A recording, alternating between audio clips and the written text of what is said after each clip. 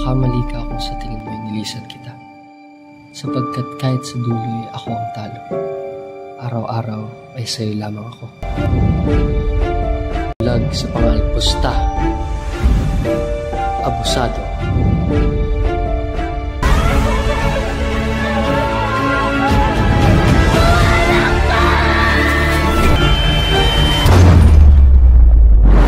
Mga mamamatay tao! Dapat na mamatay! Patay na si Sarah! Patay na ang mundo iyon!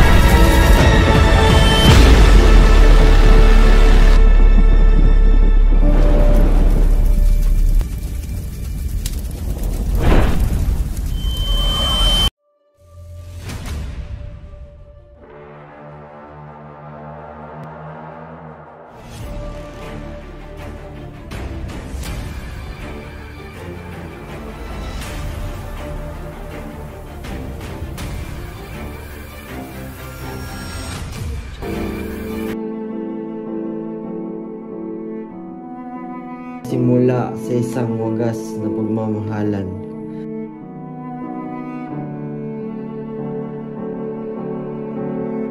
Na napunta sa isang paghihiwalayan. Kaya't ako ay nagbabalik. Ako si Simon, nagbabalik sa bansang aking sinilangan.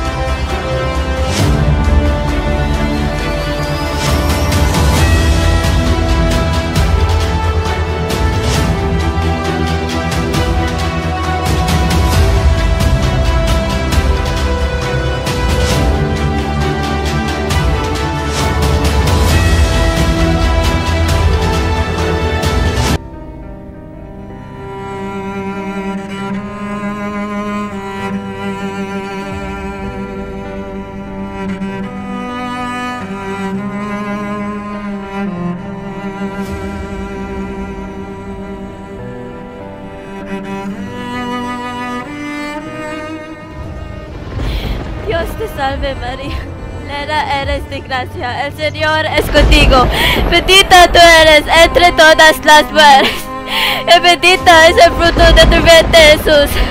Santa María, Madre de Dios, ruega por nosotros pecadores, ahora y en la hora de nuestra muerte. Amen. Ang ating vapor tapo ay isang sagisag ng ating lipunan. Pagkamat mabagal, ito'y matatag at maaasahan. Ngunit, Kapitan, mas mabuti bang palalimin natin ang ilog upang mabilis ang pagkakita? Bakit kailangan natin palalimin ang ilog? Mas mabuting gamitin natin ang Pilipino upang isagawa ang kanilang mga trabaho. Hindi tamad ang mga Pilipino. Doon, kustodyo, kung may maayos lang na sistema at suporta mula sa pamalaan, mas uunlad tayo. Isagani, masyado kang idealista. Hindi ba ang gobyerno ang nagdadala ng kaunlaran at kaayusan? Kung walang Espanya,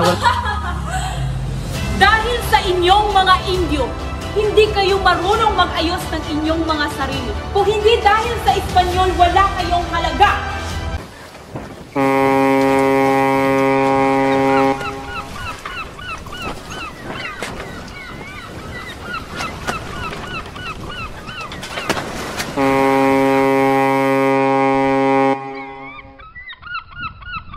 Iba naman ang nangyayari sa ilalim ng kubyerta.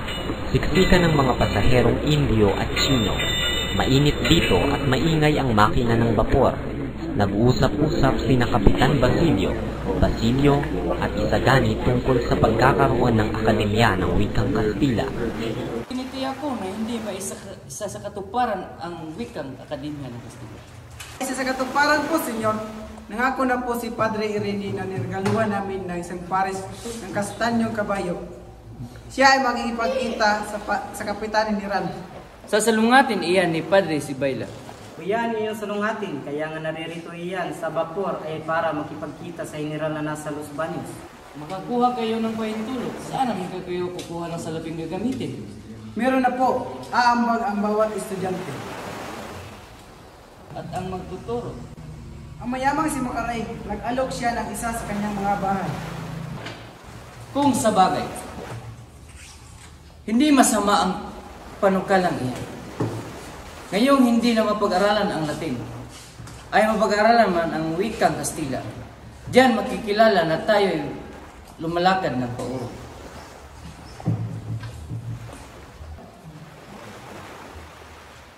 Yung mga tao sa una, Basilio, kapag nagmungkay ka ng isang bagay, iniisip nila ay balakid, sa halip na kabutihan.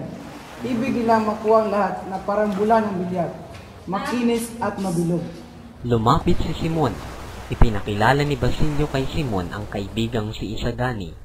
Tinanong ni Simon si Isagani kung totoo bang ang mga tao sa kanilang lalawigan ay hindi makabili ng alahas dahil sa karalitaan.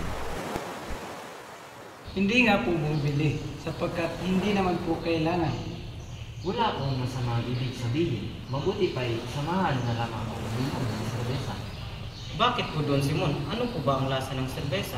Mapait, pero masarap. Salamat po, pero hindi kami uminom ng serbesa.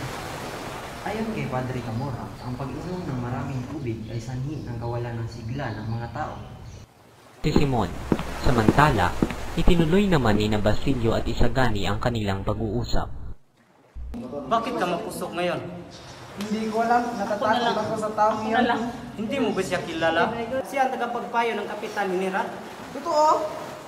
Ganyan ang narinig ko sa mga taong pumupuri sa kanya kapag nakaharap. Kapag nakatalikod siya ay minumura. Ninyo kay Padre Camora na nakakabuti sa kanyang pag-inom ng tubig sa halip na serbesa upang makaiwas ng chismis ng mga raylayeros.